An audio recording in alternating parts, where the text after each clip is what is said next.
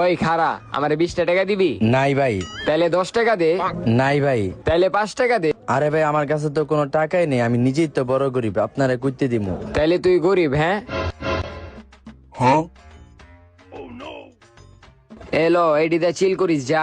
ধন্যবাদ ভাই। এদিকে আর বমু না, এখন অন্য জায়গায় গিয়া ভিক্ষা করি।